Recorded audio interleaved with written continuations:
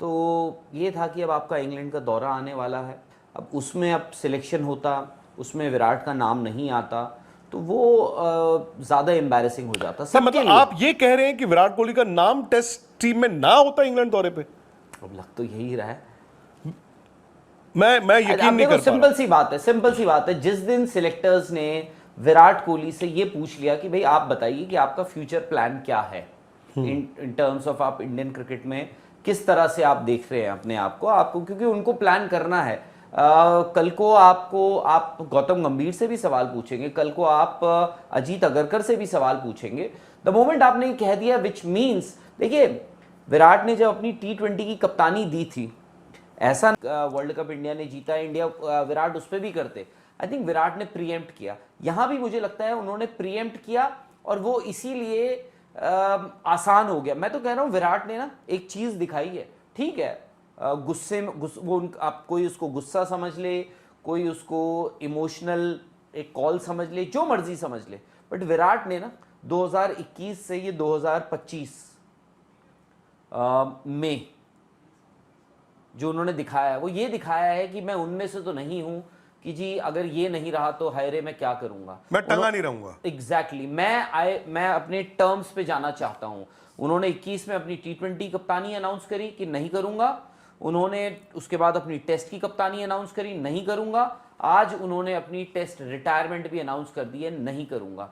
क्योंकि हम देखते हैं लोग Nobody wants to leave cricket. नहीं, मेरा सवाल, आपने बड़ी अच्छी बात की कि कप्तानी उन्होंने पहली बार छोड़ी, हालांकि उस वक्त उस वर्ल्ड T20 के बाद कुछ भी हो सकता था, वनडे उनको हटाया गया जी, और शायद उस गुस्से में उन्होंने टेस्ट क्रिकेट भी छोड़ दी। कप्तानी, टेस्ट क्रिकेट की कप्तानी भी उन्होंने गुस्से में ही छोड़ी ना, वो साउथ अफ्रीका में कि लो अभी तुम ऐसा सोचते हो तो जाओ उठाओ अपना सामान। और अभी आपने बोला कि ये नहीं, मेरा पॉइंट ये है कि क्या विराट थोड़ा सा अलग हो गए थे इन द सेंस, कभी कभी आपको ना शक होना लगता है या आपको गुस्सा आता है, आपको इनविजिबल थिंग्स दिखती हैं।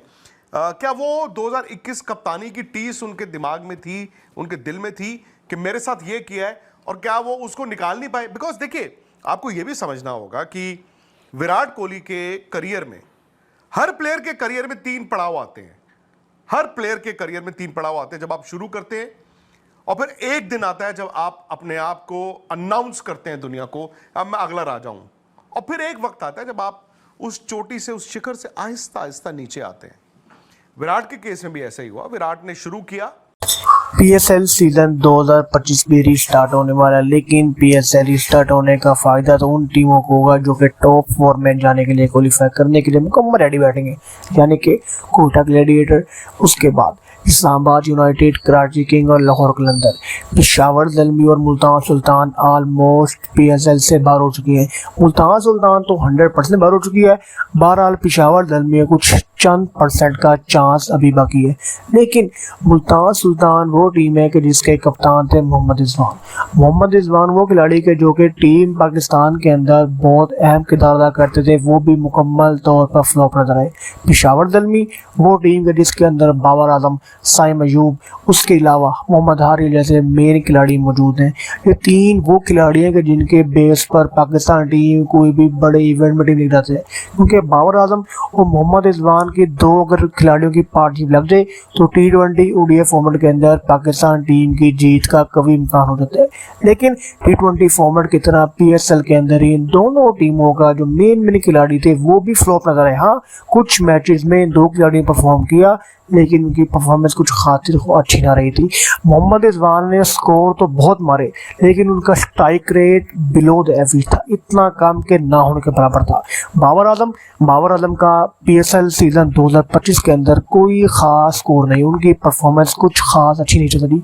तो क्या अब देखना यही पड़ेगा कि आगे चलकर जो आगे बांग्लादेश की तरफ सीरीज आ रही है फैसलाबाद में जो खेली जाएगी, इसके अलावा जो आगे चलकर T20 world cup, Asia cup आएगा, उसके अंदर पाकिस्तान टीम इन्हीं खिलाड़ियों से जाएगी, क्योंकि पाकिस्तान टीम के जो मेन खिलाड़ी हैं वो PSL के अंदर बुरी तरह फ्लॉप हुए हैं। हाँ, जो कि इमर्जिंग टैलेंट था, जैसे कि हसन नवाज कराची किंग के अलावा कोटा ग्लैडिएटर के, ये हसन नवाज वाहिद खिलाड़ी है कि जिसने बहुत शानदार परफॉर्म किया, यानी कि 2।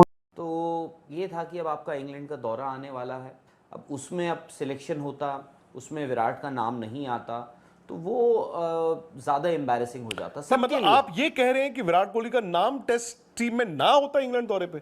अब लग तो यही रहा है। मैं यकीन नहीं कर पा सिंपल सी बात है, सिंपल सी बात है। जिस दिन सिलेक्टर्स ने विराट कोहली से ये पूछ लिया कि भाई आप बताइए कि आपका फ्यूचर प्लान क्या है इन टर्म्स ऑफ आप इंडियन क्रिकेट में किस तरह से आप देख रहे हैं अपने आप को, क्योंकि उनको प्लान करना है।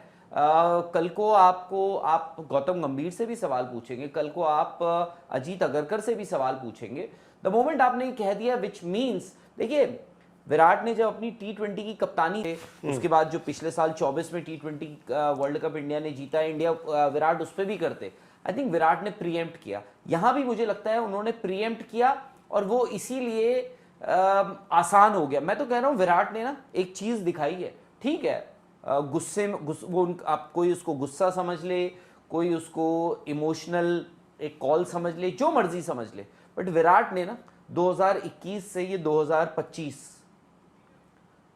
में जो उन्होंने दिखाया है, वो ये दिखाया है कि मैं उनमें से तो नहीं हूं कि जी अगर ये नहीं रहा तो हाय रे मैं क्या करूंगा, मैं टंगा नहीं रहूंगा। एग्जैक्टली, मैं अपने टर्म्स पे जाना चाहता हूं।